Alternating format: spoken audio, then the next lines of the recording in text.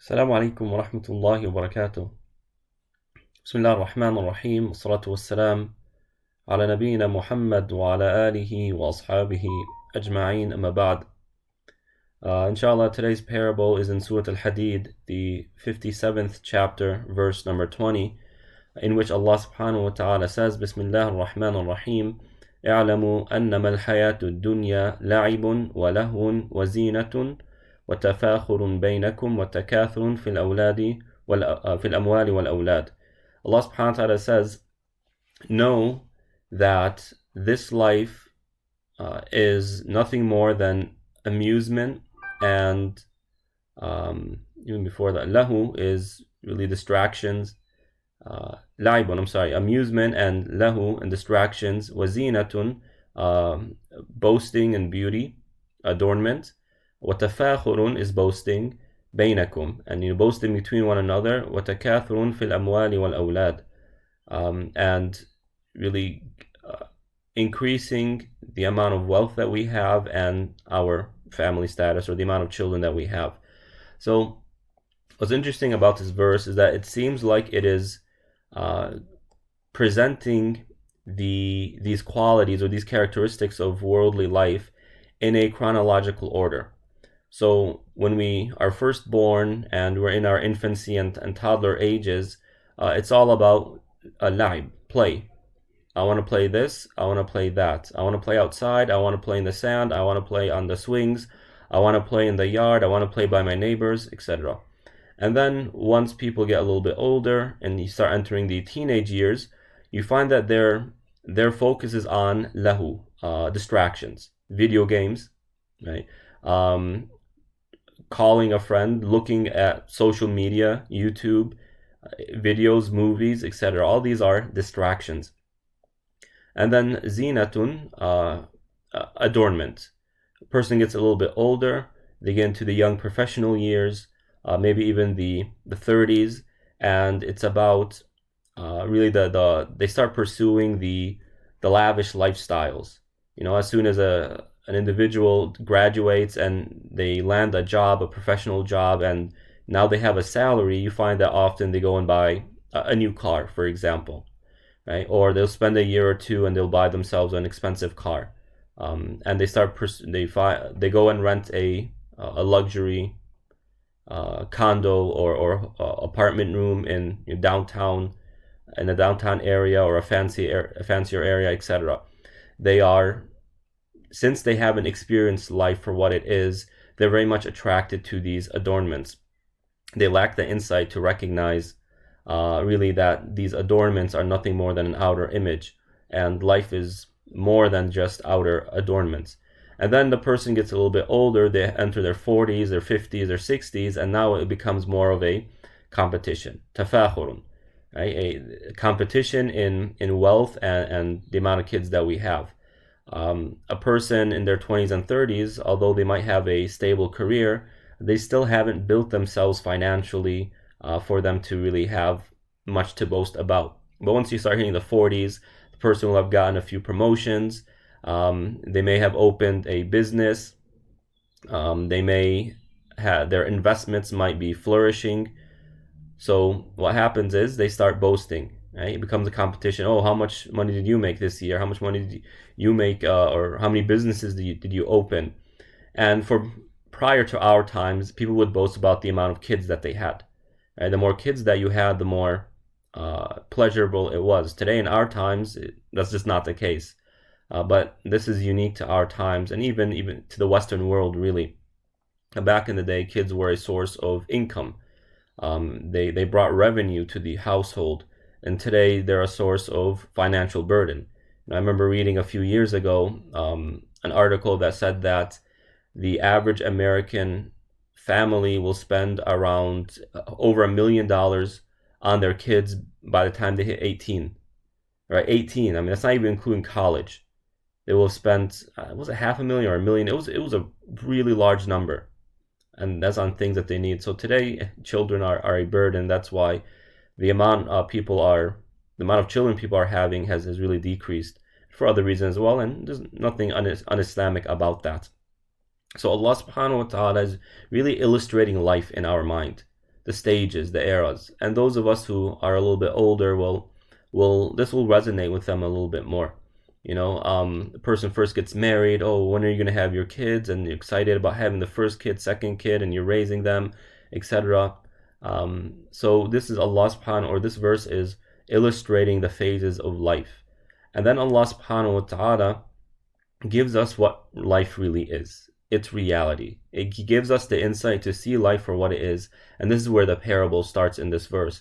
كَمَثَلِ غَيْثٍ أَعْجَبَ الْكُفَّارَ نَبَاتُهُ ثُمَّ يَهِيجُ فَتَرَاهُ مُصْفَرًّا ثُمَّ يَكُونُ حُطَامًا. Like the example of a ghayth. A ghayth is commonly translated as heavy rain.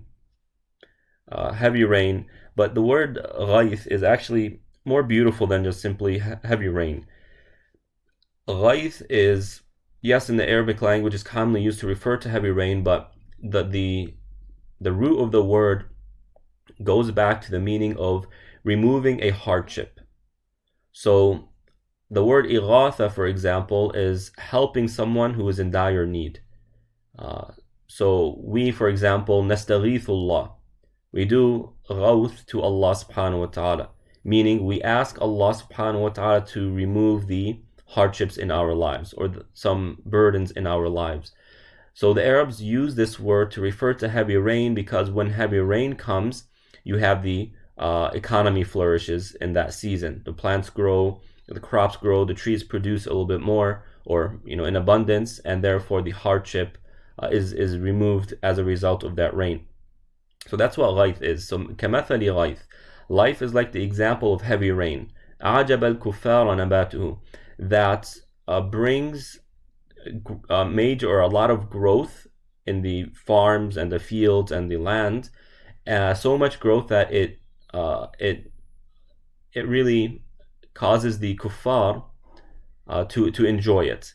Now, the word kuffar here is used in its linguistic language, in linguistic meaning, and not its Islamic usage. So the word kafara, linguistically, pre-Islam, referred to the process of covering up. So a farmer was called a kafir because they cover up seeds. So when they plow the land and they make a spot for them to put the seeds in the dirt, and then they plant the seed, and then they cover the seed with dirt. So that process is kufr. And in the Arab world, when you go to the rural regions, or at least in the Levant area, you'll find areas called kufr this, kufr that. And it just means the farmland of this area, called or named this area. So don't be alarmed if you enter a place and it's called kufr, XYZ. No, it doesn't mean that the people there are kuffar. They're not disbelievers. It's just they're referring to the farm, the nature of the farmlands or the farmers. Now, so when the farmers see the produce that resulted from the heavy rains, it causes them to really like it, and they enjoy it. ثُمَّ يَهِيجُ فَتَرَاهُ مُصْفَرًّا. And then it dries up and turns yellow. So we here in Southern California, last month, or I think in March even, when coronavirus first started and the lockdown began, we got about 2 weeks of really good rain. And as a result, the mountains became greener. But now when you look around, you travel, or you go on the highway, you'll see that the mountains are yellow. That's what it's referring to here. ثُمَّ يَهِيجُ فَتَرَاهُ مُصْفَرًّا. Right? It dries up with time, and then it becomes yellow after once being green. ثُمَّ يَكُونُ حُطَامًا. And then it becomes really, hutama is debris. So once these plants die, the grass dies, the crops die, and as soon as wind comes, it blows it away, or it can damage it, or if animals walk by, it crushes the plant because it's all dried up, and then it becomes debris. So if you look at, for example, here in the summertime, they cover up the sewer drains on the roads. Why? Because all of this is with wind can come, and you'll see it on the roads, etc. So that's what it is. So Allah subhanahu wa ta'ala, He's making the analogy by illustrating the process of a season. We have the seasons. The rainy season comes, it rains, and then spring comes, it blossoms, and then summer comes, and it's all dried up. And it rained here in Southern California about 2 months ago, and it's only been several weeks, and now the earth is back to yellow. And that's the idea here. Allah subhanahu wa ta'ala is highlighting the quickness of life, that even if you were to spend your life in amusement and distractions and adornments and building your own empire or your own wealth and your family, even if you're very successful at that, then it goes by so quick, like heavy rain comes, causes the land to blossom and to flourish, and then it dies a few weeks later. And that's what life is. Life is very quick, and therefore we should utilize life for something better. And that's where the last part of the verse comes, in which Allah subhanahu wa ta'ala says, وَفِي الْآخِرَةِ عَذَابٌ شَدِيدٌ وَمَغْفِرَةٌ مِّنَ اللَّهِ وَرِضْوَانٌ. And in the next life is a painful punishment and forgiveness from Allah and His pleasure. So the parable is instilling in our minds an image of the world that presents itself as very short. It's only a short period of time. Like, for example, going to the movies. You're going to go watch a 2-hour movie. You're not going to make yourself fully comfortable there, because it's just 2 hours and then you're leaving. So likewise, this is what the verse is doing. You're in this life for a short period of time. Like the 2 months that the earth is lush and green, your life is very short, very quick. You start off as a child, and we all have memories of our childhood. And when we think about it, man, it felt like just yesterday. I was really once a kid. This time goes by very quickly. Let that sink in your minds and your hearts. And then Allah subhanahu wa ta'ala doesn't just leave us with this thought. He doesn't just uproot our attachment to this life and just leave us there without filling the gap, but rather He continues by saying that in the next life there's painful punishment and there's forgiveness from Allah and His pleasure. So this life is meant to be utilized for the next life. And to answer one important philosophical question, what's the point of this life? Allah subhanahu wa ta'ala could have just created us and put us in paradise, and that's it. Allah subhanahu wa ta'ala created Adam and He put him in paradise. Why didn't He just leave us there? Why do we have to go through this thing called a worldly life? And the Quran points to a few wisdoms as to why. The first one is that this life is meant for us to worship Allah subhanahu wa ta'ala in. This does not amount to a complete detachment from the worldly life. I just want to make that clear.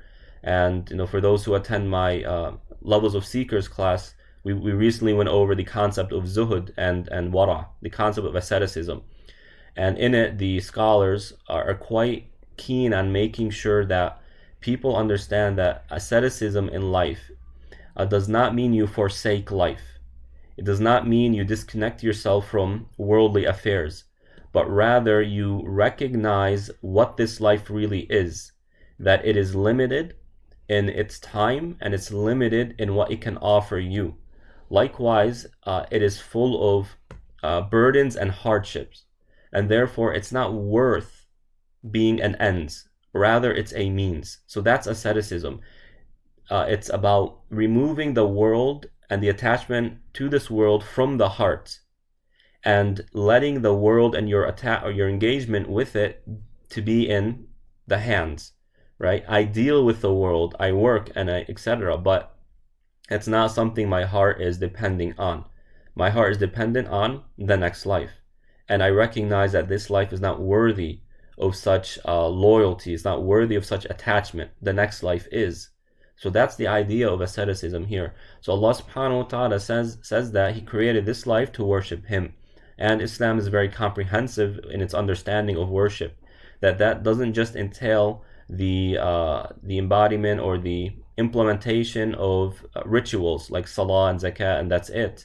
But rather that also includes building this life in a manner that is pleasing to Allah subhanahu wa ta'ala, that coincides with His will and His command, that that focuses on ihsan, excellence, helping others, making sure people are comfortable, bringing happiness to the hearts and minds of people.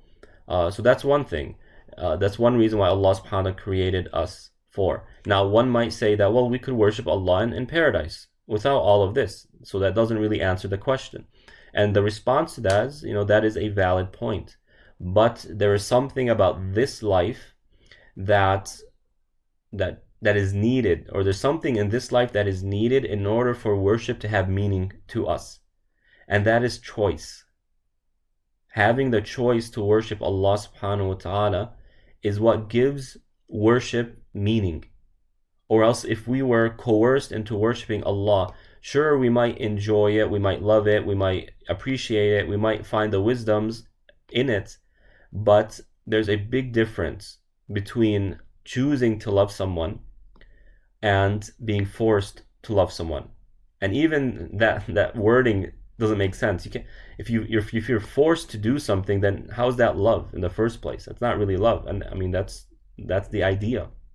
So Allah subhanahu wa ta'ala put us in this life for us to worship Him by choice.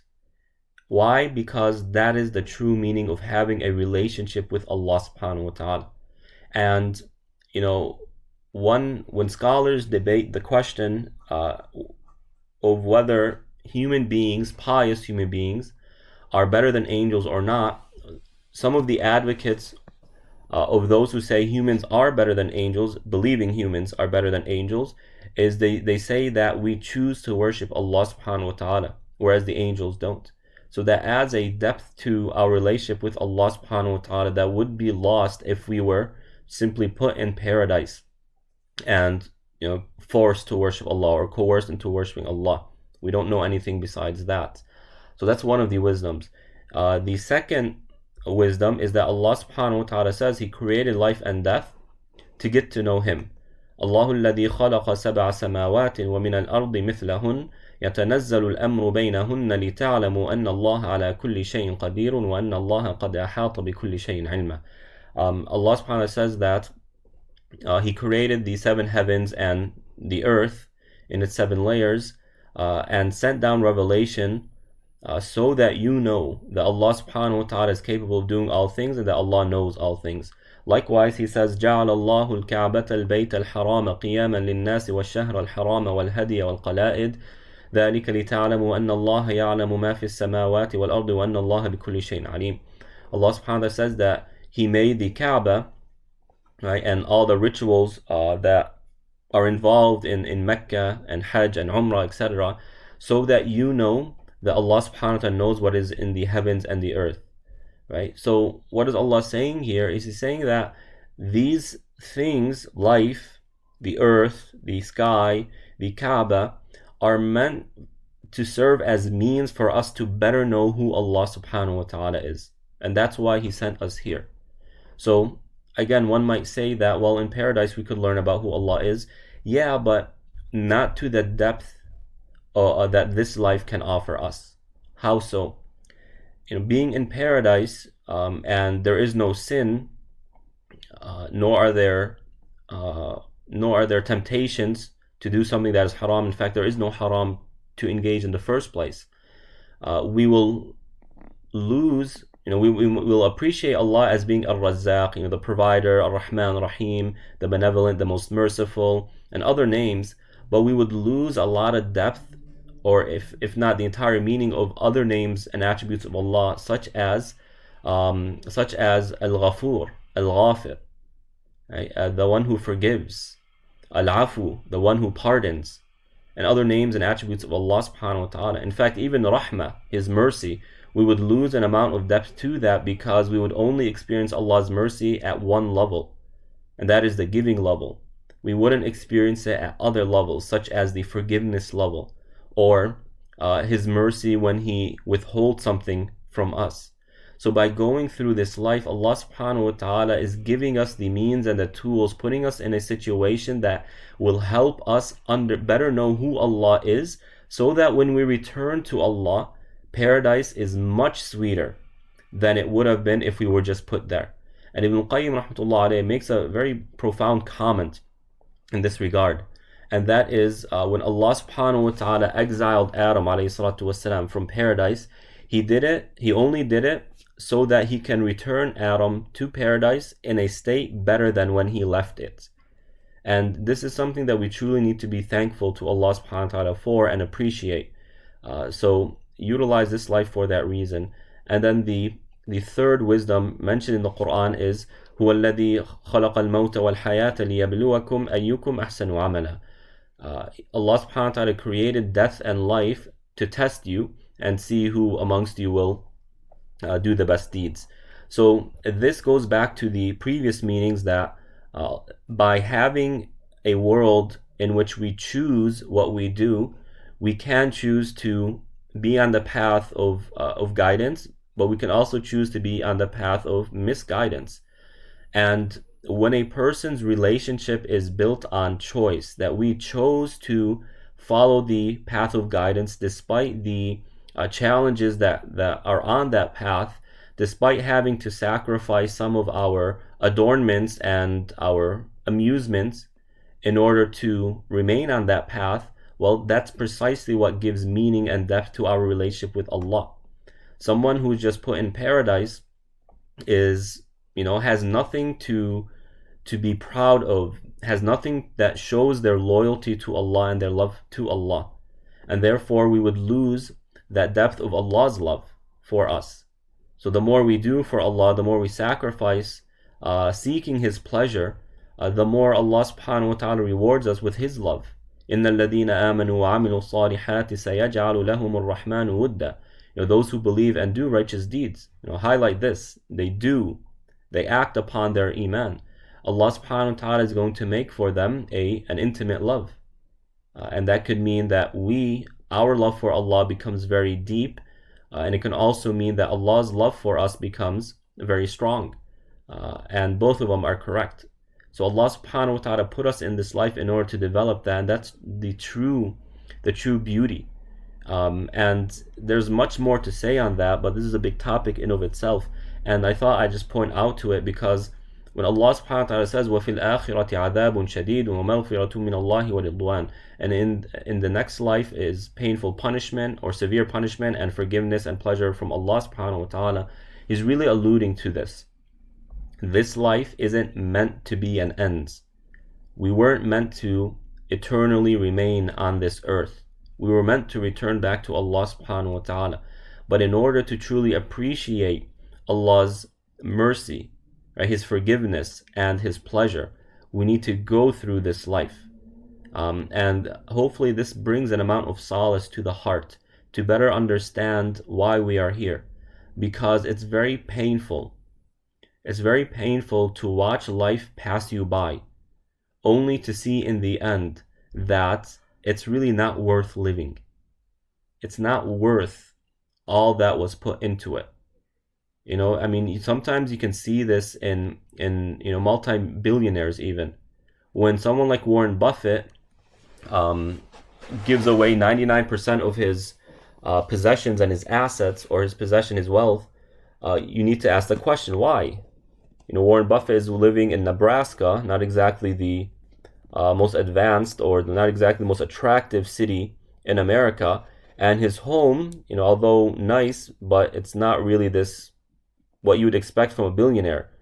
One asks the question, well, perhaps, or one wonders perhaps if whether Warren Buffett really recognized life for what it was. That what's all this money going to do for him? Jackie Chan has noticed this, even Bill Gates, right, and others. So we as Muslims, we need to recognize that. And it would be a shame if people who don't resort to the Quran, who don't look into the Quran for their insights and their wisdoms, it would be sad if they recognize this reality of life. And Muslims who have access to the Quran, have been blessed with understanding the Quran, or at least have access to those who can teach them about the Quran. It would be a shame if they just went about this life thinking that, it's ends all be all, and they ignore the ramifications of the next life, or the ramifications of that for our well-being in the next life. وَمَا الْحَيَاةُ الدُّنْيَا إِلَّا مَتَاعُ الْغُرُورِ. And this life is nothing more than enjoyment of delusion.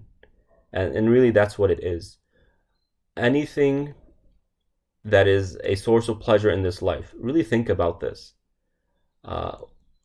Something is as simple as going to a picnic at the nearby park. In order to do that, let's look at what needs to be done before, during, and after. You want to have a nice picnic, a barbecue at the park. Well, before that can happen, you need many things. You need a car, and you need the food. So in order to have a car, you need the money to buy a car, and then you need to go and purchase that car. And in order to have the food, you need to go to the market and prepare everything. And in order to have the money to do either of these, you need to go and get an education or to work. So you're putting hours upon hours to just start the idea of going to a park. And then you need to go to the park. And if you have kids, you need to run around chasing your kids, making sure they're all ready, they have everything. And then even in the car, they might be annoying you and crying, etc. And all of that is a hassle. You get to the park, you need to set up, right? It might be a warmer day, and that's tiring you. And then you need to light the grill, get that going, cook it, and eat it. And then after that, you need to clean up everything. And then you need to pack everything back into the car and chase your kids again and explain to them as they are crying, they don't want to leave, why you have to leave. And that causes you a headache. And then you go back home and you have to clean up everything. And then, you got to do the dishes, etc. And that's just to enjoy some time in the picnic. So before doing something that we see as enjoyable, we need to put ourselves through an amount of fatigue. And after doing it, we need to put ourselves through an amount of fatigue. So this life the pleasures are delusional. Now please, I'm not saying we shouldn't be enjoying ourselves, but the idea is to put things into perspective. In order to enjoy anything in this life, you have to become tired before doing it and be tired after doing it. Right? So the idea is to shrink the amount of attachment we have to this life, not to stop engaging this life, right? Not to stop going to picnics because it's a depressing process, no, but to recognize it for what it is, and to recognize that the next life has a lot more to offer us, to be able to do that which we enjoy without the fatigue of doing it. So we ask Allah subhanahu wa ta'ala to let us understand this life, to let us see it for what it is, to grant us the wisdom and the insight to understanding this life and dealing with it in a way that gives us the opportunity to paradise, inshallah, and results in Allah's maghfirah, His mercy, His forgiveness, and His ridwan, His pleasure, inshallah. So we ask Allah subhanahu wa ta'ala for that. Inshallah, the khatim of the Quran will be on Thursday night, inshallah, and we will have a special nightly khatira by Sheikh Yasir. So please do join us, spread the word. The flyer is available, so share it with your family and your friends and other community members. And we hope to see you then, inshallah. Wassalamu alaikum wa rahmatullahi wa barakatuh.